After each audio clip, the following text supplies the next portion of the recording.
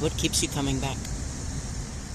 It's, as Martin Luther King said, it is not the loud voices that will make changes. It is those who will silently, peacefully protest, prayerfully. And so, and I, have stood here many a week thinking, okay, what have we, what measure? And we don't know. But if we've listened to the news or read the newspapers, we can see that people are talking about restoration here in the city of St. Louis.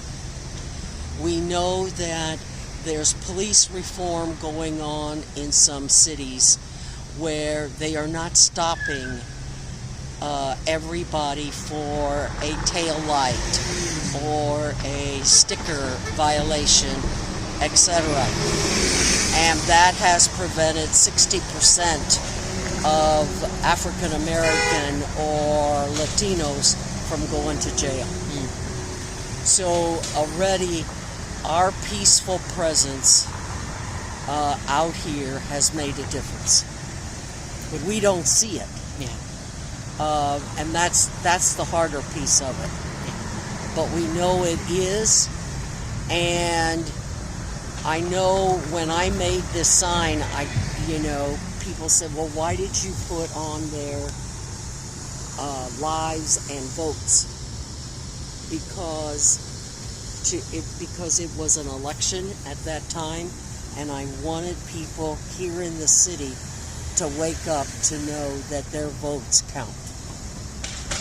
And if they don't vote, you lose your voice. How has this impacted you personally? Well, it's made me far more... I worked for 10 years in a pantry where I was serving mostly poor people, but predominantly black. Then you had your Asians, and you had your Latinos, Bosnians, and Middle Eastern people. But predominantly it was black. But again as I said to the review, if they had equal wages that everybody else got, if they had education access that everybody else, their white brothers and sisters got, if they could live in the same neighborhood that other people do, if they got in trouble, they had access to the best lawyers, so that some of these things would turn around. And somebody had put on the cross with Jesus on it saying, I can't breathe. Well, Jesus lives in each person, each of us. But if we realize they live in each person of the people of color, then these folks, who some of them live right next door to me, can't breathe because we have so much pollution. They can't breathe. They are poisoned by lead in the water because the school system hasn't cleaned up the pipes. They've got, nothing's been done to the large corporations because of what they're putting in the Mississippi River. Yeah. And who goes fishing in the Mississippi River but the poor? Yeah. So they're fishing for mercury-leaded poison fish, and they're eating it.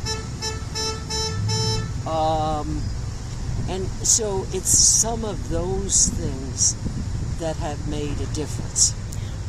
Plus, if we read the Magnificat, and if we say we are people of faith, we are people of the gospel, then the song of the Magnificat will make a difference, because The powerful will be taken out of their seats, and the lowly will take those places. The hungry are going to be filled in education, filled with wisdom, and given the energy and the courage to share their stories. Because if I think more people heard the stories of what people of color have to go through, hearts and minds would be changed on all sides. It may take a while, but conversion is possible.